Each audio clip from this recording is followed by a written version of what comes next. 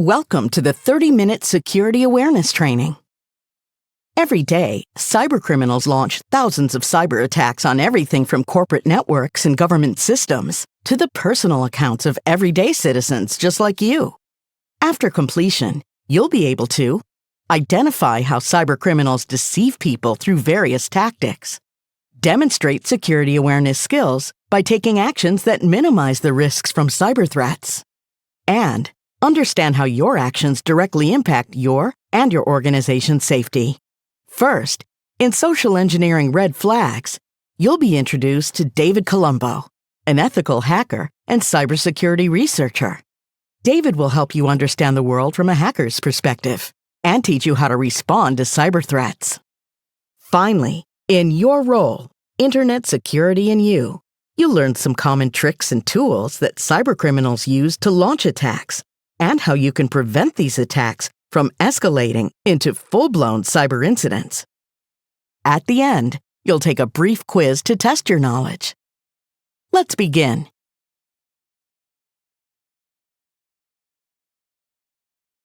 My name is David Colombo. I'm an ethical hacker and cybersecurity researcher. As an ethical hacker, I test security systems to make them more secure and help people understand the world from a hacker's perspective. To most people, a car, it's just a car. But to me, it's a rolling computer that could be hacked using advanced techniques.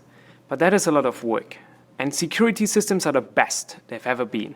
So the easiest way to hack any high-tech device is not through fancy techniques, it's through hacking you.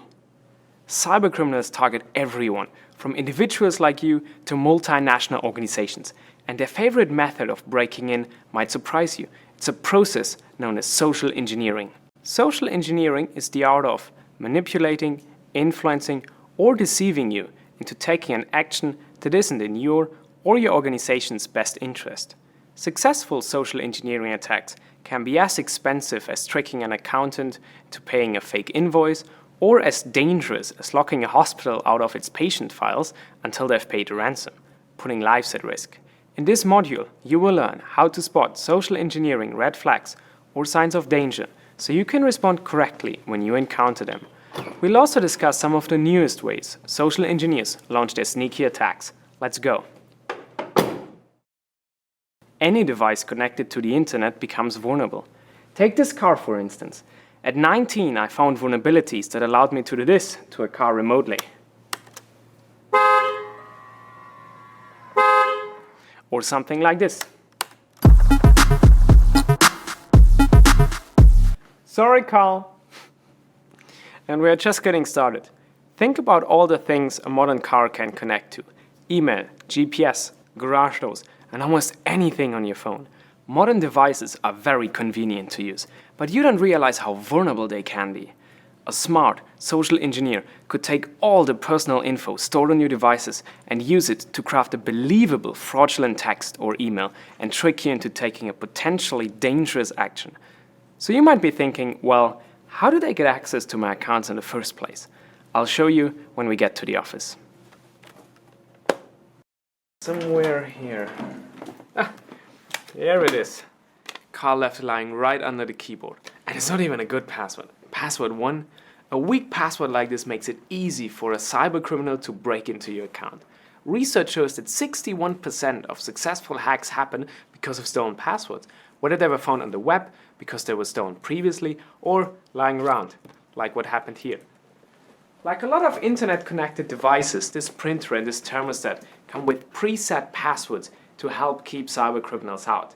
Check all your devices to see if they have password protection and make sure to change all the preset passwords to something only you know. Passwords are a lot easier to find online than you might think. You want them to be unique, and you don't want them to be easy for strangers to find. Don't write down your passwords. It's far too easy for someone to pick them up. If you need to create a password, remember, the longer the better. An easy way to make a long but memorable password is to use what is called a passphrase, like, I need my coffee first. But this is just an example. Please don't use that. The millions of people watching this will all know your password. The reason longer passwords are more secure is because they take longer for cybercriminals to crack. This program tells me how long it takes to crack a password. Let's compare password 1 with our new and improved password, I need my coffee first. What a difference, right? 800 years versus 1 second. Whether it's for your professional accounts or your personal devices at home, make sure you use unique passwords for everything you have. Using the same password for multiple accounts and devices is a bit like using the same key for every lock. If cybercriminals get their hands on that one password, they'll be able to lock you out of everything from your bank account to your work email. Social engineering can happen almost anywhere. Emails, text messages, social media, and even phone calls can be used to try to trick you. But it doesn't really matter which method they use. The red flags to look for are the same. Here is an example of one type of social engineering, known as pretexting. This is when the attacker creates a made-up but totally believable scenario where they pretend to be someone you should trust to get you to take a dangerous action or reveal sensitive information. Social engineers do their research online to make this attack even more believable. You have to be careful what you post online and on social media. You never know who might be reading it and use it against you. Check this out.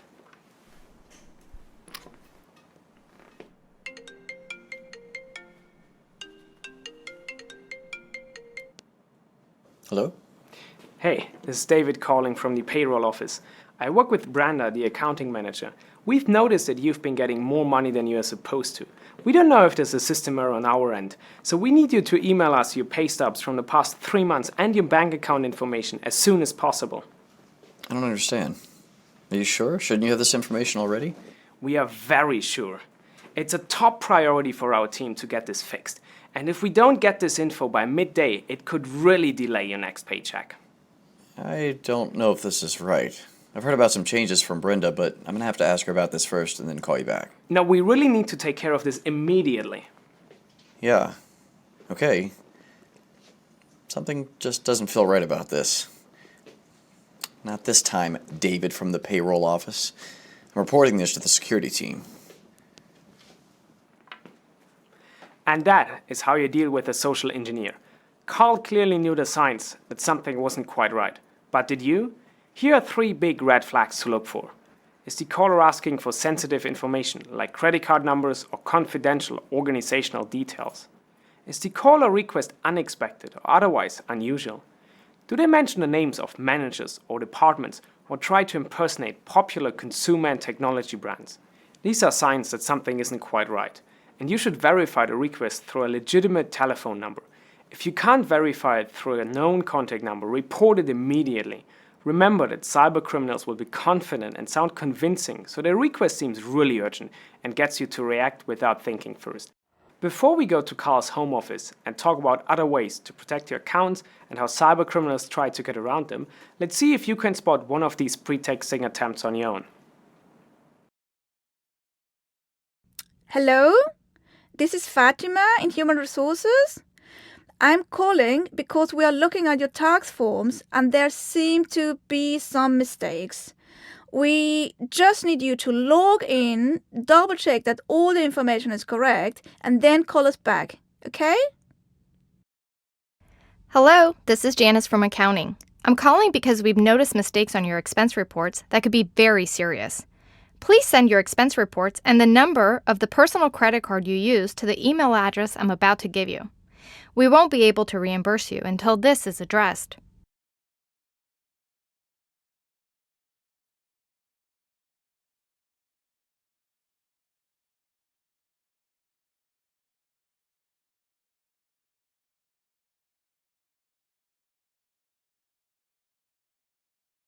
The attack that cybercriminals love to use and that people fall for most is phishing.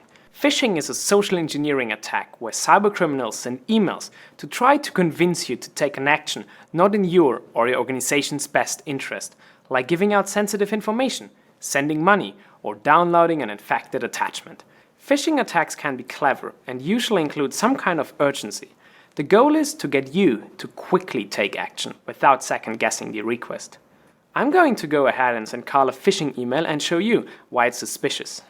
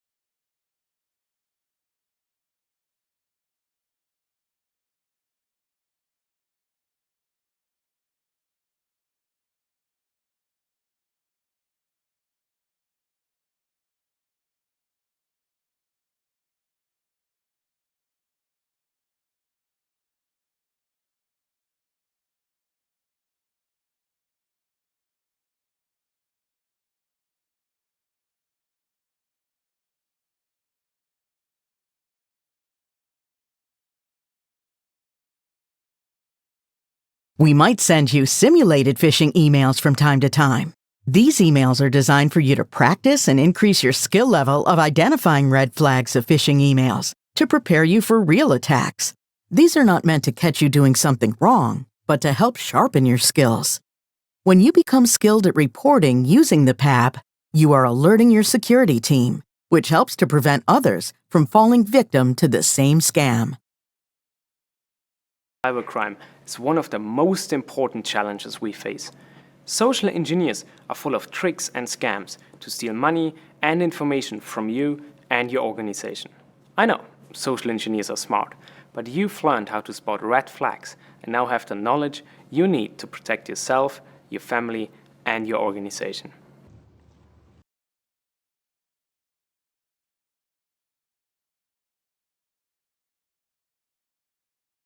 AI chatbots. Artificial intelligence, or AI, is a fancy term for when machines are taught to mimic human thinking.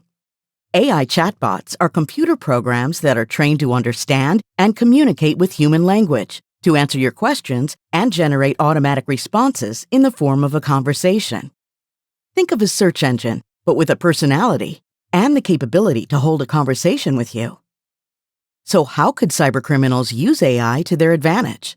In order for an AI chatbot to learn and make better responses for future interactions, the information you provide is retained in its data storage and can be retrieved at any point. This can potentially result in sensitive information falling into the wrong hands, putting its security at risk. Do not provide an AI chatbot with sensitive information, such as business-specific information that makes your product or service unique, financial information, or personal information, which is information that can identify an individual. Be aware of your organizational policy related to the disclosure of information and only use approved AI applications.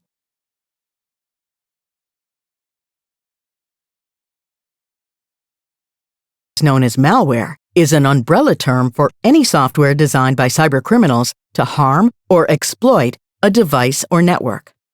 There are some common behaviors that may indicate a malware infection. These include slow computer performance, frequent pop-up ads, your web browser taking you to sites you did not intend to visit, problems shutting down or starting up your computer. Your organization keeps your workstation and software updated to stay safe, and there are also ways that you can protect yourself from malware.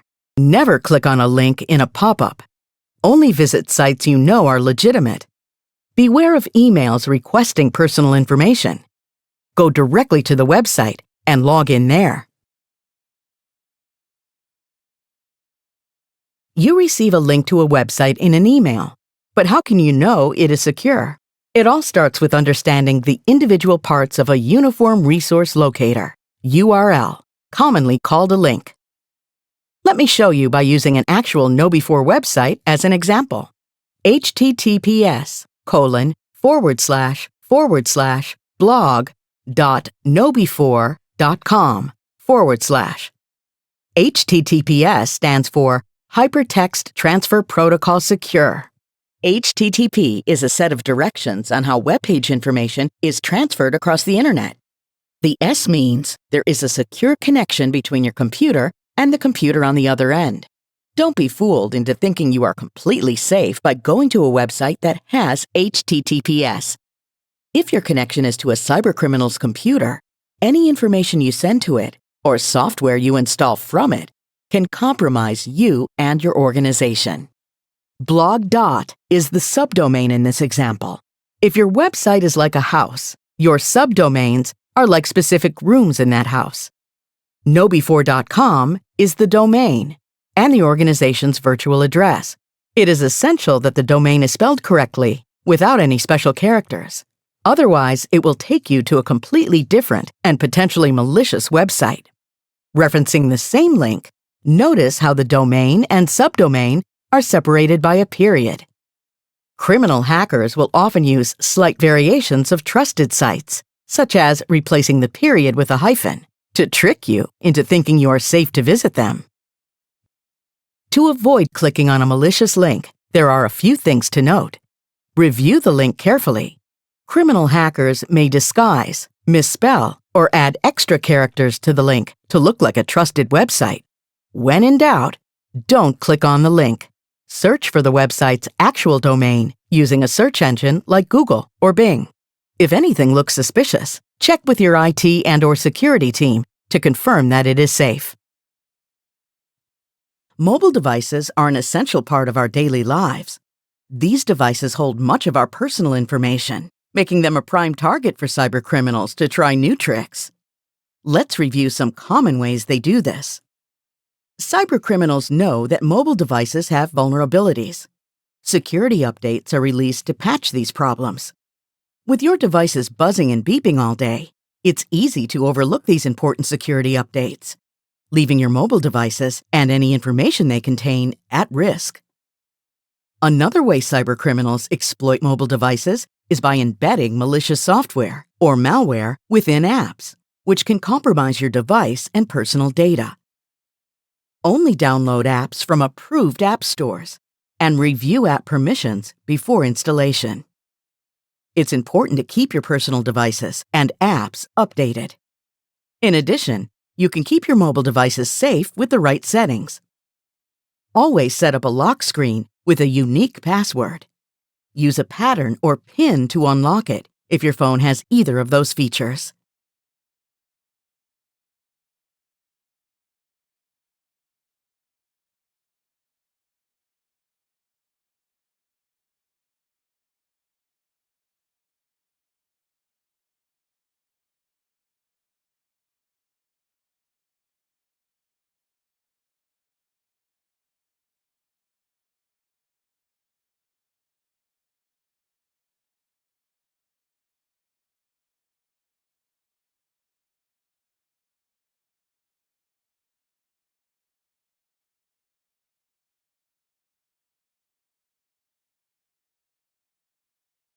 Today, staying secure isn't just a job for tech experts. It's also up to you. Every day, unsung heroes in workplaces around the world play a critical role in keeping their organization safe from cyber threats. Your actions determine your personal and organizational safety. Be on the lookout for suspicious behavior and report it according to your organization's policy. Making safe choices online isn't just smart, it's essential. If something seems off, always stop, look, and think before you take any action. Next, take a short quiz and show what you've learned.